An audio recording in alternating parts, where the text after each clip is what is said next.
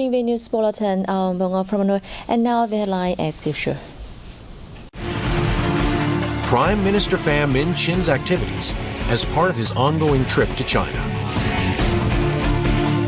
Vietnam, India expands scope of drills on peacekeeping. And later on, Bamboo Airways to resume international flights soon. Prime Minister Pham Minh Chin is in Yunnan, China to attend the 8th Greater Mekong Sub-Region Summit and hold bilateral activities in the country. More details in the following report. On the occasion of the Greater Mekong Sub-Region Summit, the 10th Ayawadi, Chao Phraya, Mekong Economic Cooperation Strategy Summit, and the 11th Cambodia-Laos-Myanmar-Vietnam Cooperation Summit in Kunming, China, Prime Minister Pham Minh Chin held a bilateral meeting with Lao Prime Minister Sonexay Siphandone on November 6th. The two leaders agreed to deepen ties in defense and security and to foster a peaceful, friendly, stable, and sustainably developed Vietnam-Laos border. Prime Minister Siphandone affirmed that Laos highly values and prioritizes Vietnamese businesses investing and operating in Laos, particularly in strategic areas such as infrastructure, energy, high technology, and transport connectivity. Prime Minister Chin assured that Vietnam would continue prioritizing support for Laos in enhancing human resource quality, particularly through training and developing high-level strategic and management personnel. Both prime ministers agreed to improve the effectiveness of cultural cooperation and to increase awareness of the traditional Vietnam-Laos relationship among the public, especially the youth.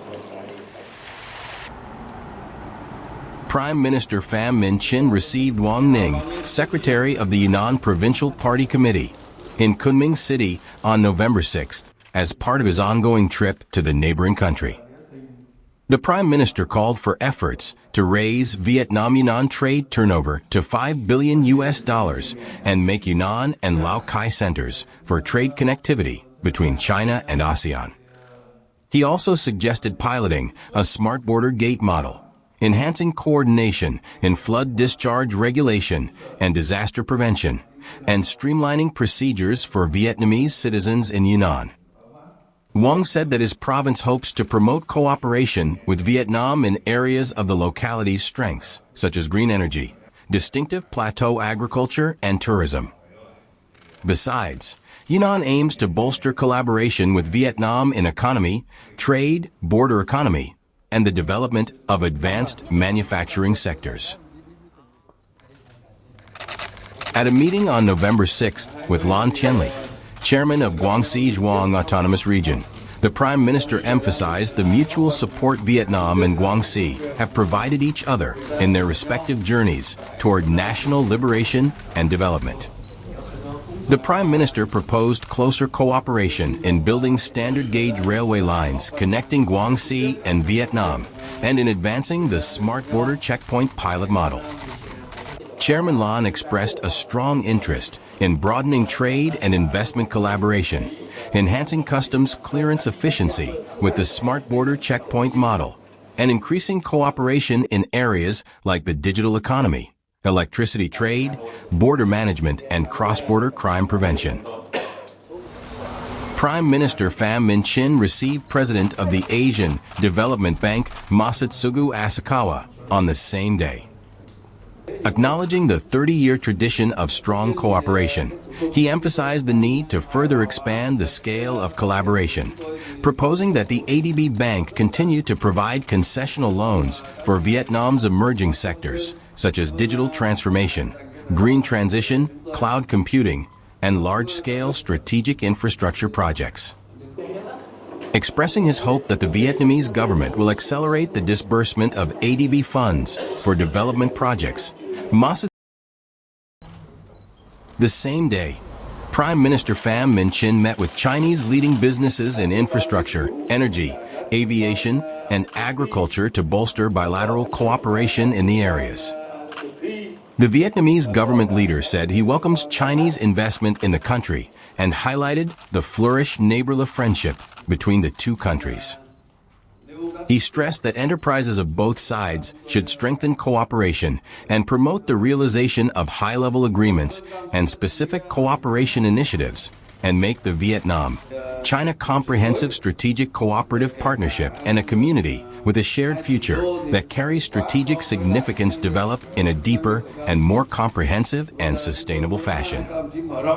The leader said Vietnam is pushing ahead its 3 strategic breakthroughs in fine-tuning institutions and laws, building hard and soft infrastructure, and developing human resources.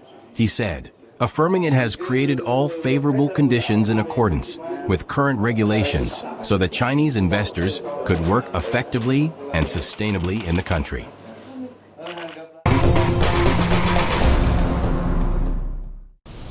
Standard Chartered has lifted its forecast for Vietnam's 2024 GDP growth to 6.8% from the previous 6%, reflecting the stronger than expected expansion in the third quarter of this year.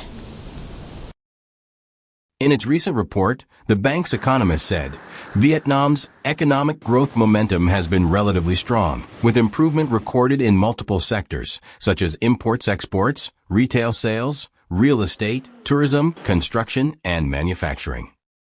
Trade recovery and increased business activities and foreign investment will be the main boosters for 2025 and beyond, they added. The government's push for stronger economic growth may help maintain low interest rates in the near future, and Fed moves will also be key to the State Bank of Vietnam's monetary policy decisions. Standard Chartered forecast Fed rate cuts, which should lead to a softer U.S. dollar bias over the next few quarters, will result in a U.S. dollar Vietnam Dong exchange rate at 24,500 by the end of 2024 and 24,300 by mid-2025. The 5th annual Vietnam-India bilateral army exercise commenced on November 4th at the Cha Dimandi military station in Haryana State, India. Vietnamese ambassador to India Nguyễn Thành Hải and General Officer Commanding of the Kappa Corps, Lieutenant General Lachet Pusha, co-chaired the event.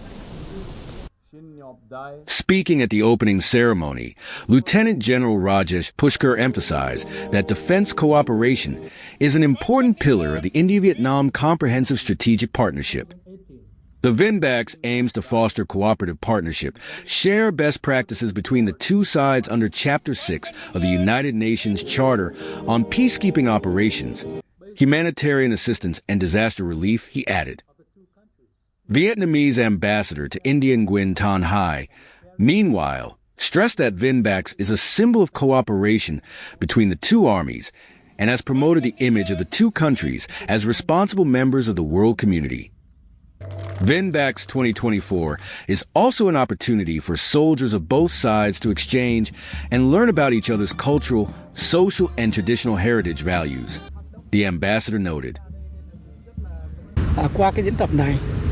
Through this exercise, military personnel and forces from both sides had the opportunity to exchange professional knowledge and practical experience. It also helped enhance their ability to coordinate and collaborate while carrying out UN peacekeeping missions. According to organizers, the drills will last until November 23rd. The Vietnam Business Association in Belgium was officially set up recently, marking a milestone in the economic relations between Vietnam and Belgium.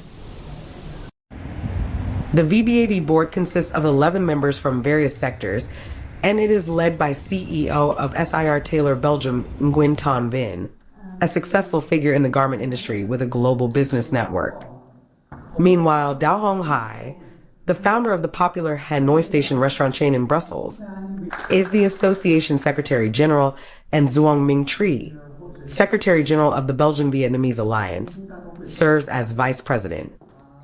Tung Ghi Hai Brextondro, a representative from the Belgian-Vietnamese Alliance, noted his hope for close cooperation with the VBAB to bolster businesses' growth and consolidate cooperation between the two countries. Doing business in Belgium and Europe in general means strict procedures and regulations. Therefore, This association can be seen as a forum for businesses to garner strength to successfully do business here. It also helps promote Vietnam-Belgium cooperation. Instead of operating individually, we now have a common legal entity to represent Vietnamese enterprises to work with Belgian authorities while acquiring their business conducts and share them with the Vietnamese business community here. We will closely work with Vietnamese Trade Office here for more practical activities. The association now has around 60 members, and the number is expected to increase in the coming time.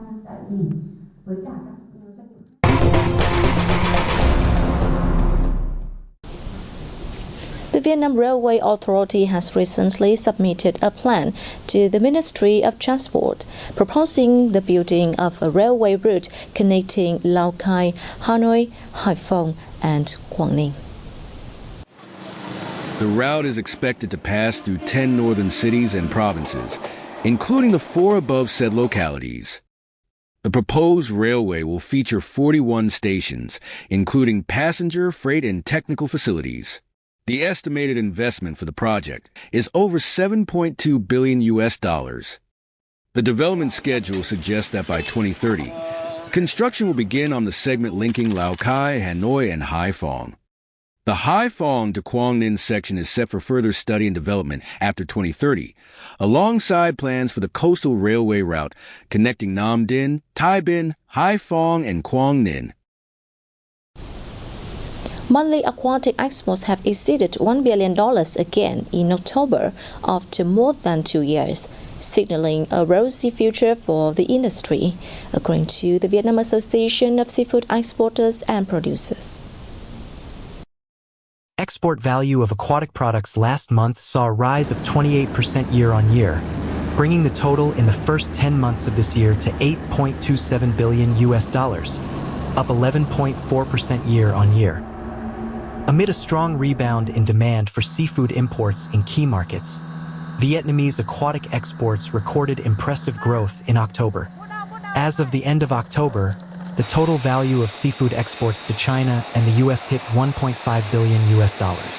Although the European economy is recovering more slowly compared to those of the US and China, positive signs from seafood consumption and import prices are gradually growing, opening up bright prospects ahead for Vietnamese businesses. Exports to the EU from January to October increased by 11% compared to the same period last year.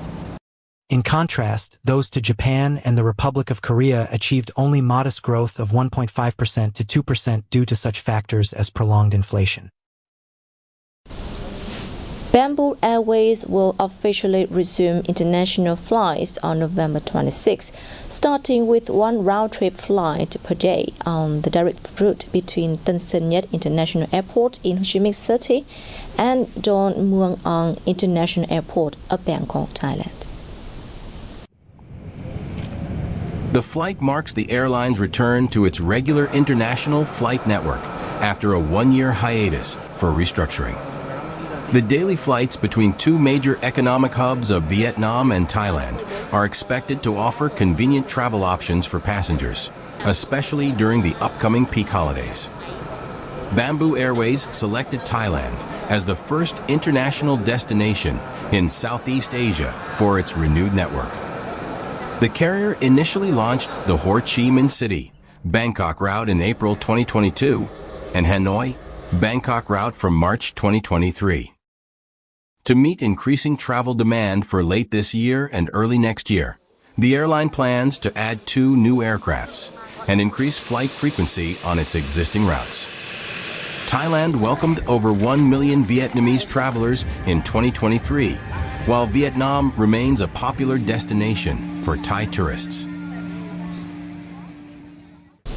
And that's wrap up our news bulletin. Thanks for watching, and see you next time.